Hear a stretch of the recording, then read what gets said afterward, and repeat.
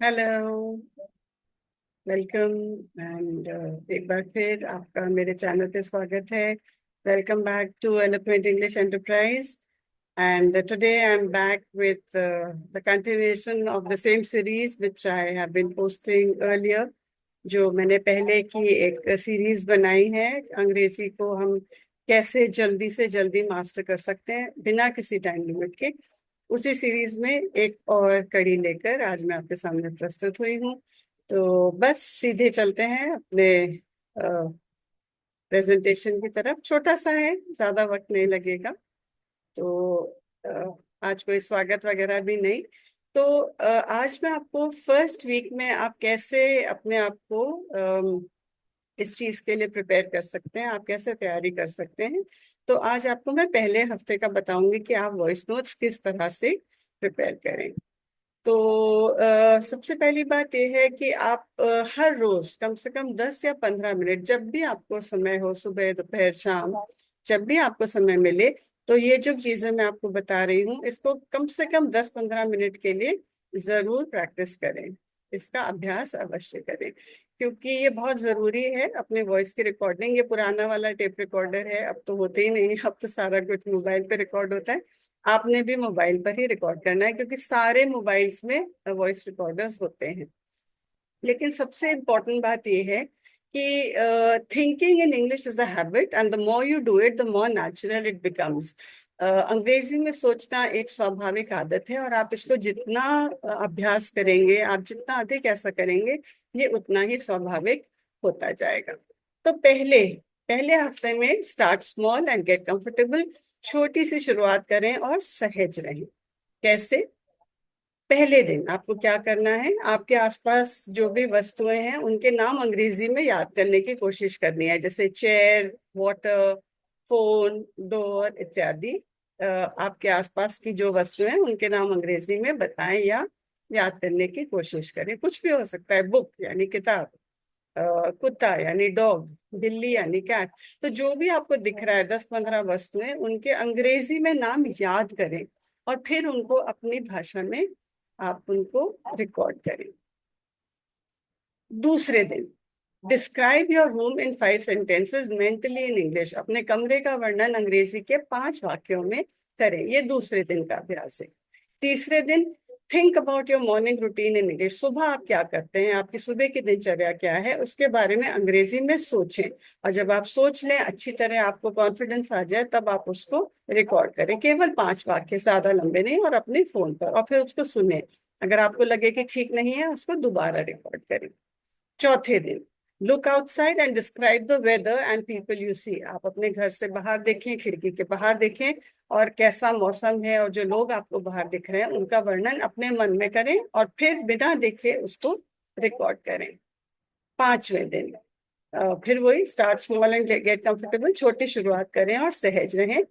Fifth day mentally plan your day using English sentences. मतलब अंग्रेजी वाक्यों का उपयोग करके अपने दिन की एक मानसिक योजना बनाएं, मन में योजना बनाएं कि आप अपना दिन को कैसे स्पेंड करेंगे, या कैसे उसका वर्णन करना चाहेंगे, कैसे उसको स्पेंड करना चाहेंगे।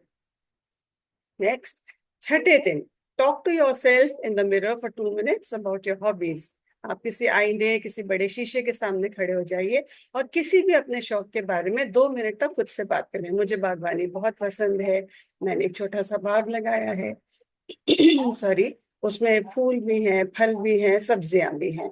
तो कुछ भी जो आपके मन में आता है उसका आप डिस्क्रिप्शन दीजिए। सॉरी, मेरा गला बहुत तंग कर रहा है। Seventh day record a voice note describing your favourite food और डिश। 7वें दिन आपको कोई जो भी भोजन या कोई डिश, पर्टिकुलर पकवान आपको पसंद है, उसका वर्णन करें, या आप उसको कैसे बनाते हैं उसका वर्णन करें, लेकिन अंग्रेजी में। So this has to be, and शुरू में आप केवल 5 सेंटेंसेस ही बोलिए। जरूरी नहीं है कि जिस आप विधि का उल्लेख कर रहे हैं वो आप पूरी ही बताएं, उसके 5 स्टेप्स बता दीजिए, काफी है। उसको रिकॉर्ड कीजिए, दोबारा सुनिए, और आपको समझ आएगा कि कहाँ पे गलतियां हुई हैं, और फिर उनको खुद ही सुधारे। वॉइस नोट्स का सबसे ज्यादा एक इम्पोर्टेंट जो उसका उपलब्धि है वो यही है कि आप खुद अपनी वॉइस को सुन के अपने आप से खुद को ठीक कर सकते हैं, खुद को बेहतर बना सकते हैं। कुछ और टिप्स, कुछ छोटे छोटे से टिप्स आपको देने के लिए। शुरू में ग्रामेटिकल एरर्स पे ध्यान मत दीजिए।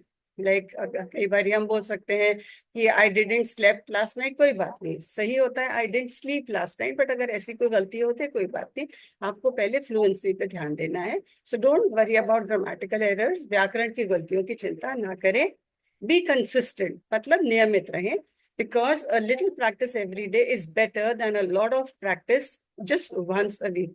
हर दिन थोड़ा अभ्यास करना, सप्ताह में एक बार बहुत सारे अभ्यास करने से बेहतर है। कहते हैं ना कि धीरे धीरे बढ़िए और कंटिन्यूअसली चलिए, उसमें बीच में कोई बाधाएं ना आने दीजिए, उस कड़ी को रोकिए मत, उसको बीच में तोड़िए मत। Revisit previous days if you feel stuck, अगर आपको लगता है कि आप कहीं अटक रहे हैं, आप कुछ भूल रहे हैं, तो आप पिछले दिन की प्रैक्टिस पे जा सकते हैं, उसको सुन सकते हैं और ये वीडियो भी दोबारा देख सकते हैं कि हर दिन की हमने कैसे प्लानिंग करी है। Reward your self weekly for your progress, ये सबसे अच्छी बात है कि सप्ताह में एक बार जो भी आपने प्रगति करी है उसके लिए खुद को पुरस्कार दें। अब ये मतलब नहीं है कि आप कोई कप लेके आए या कोई ट्रॉफी लेकर आए, नहीं। आपका कोई पसंदीदा व्यंजन है वो खा लीजिए, आपको कोई प्रोग्राम पसंद है तो उसका एक आप पार्ट देख लीजिए। तो ऐसे कुछ भी आप कर सकते हैं, जो आपको पसंद है वो आप करिए और इसको समझिए कि आपने खुद को एक इनाम दिया है, खुद को आपने एक रिवॉर्ड दिया है अपनी प्रोग्रेस के लिए। और कुछ बोनस टिप्स आपको देती हूँ। कुछ एप्स आते हैं जो आपको मिल जाएंगे, अगर आपके पास एंड्रॉयड है तो आप प्ले स्टोर में उसमें चले जाइए, जो भी आपका होता है स्टोर।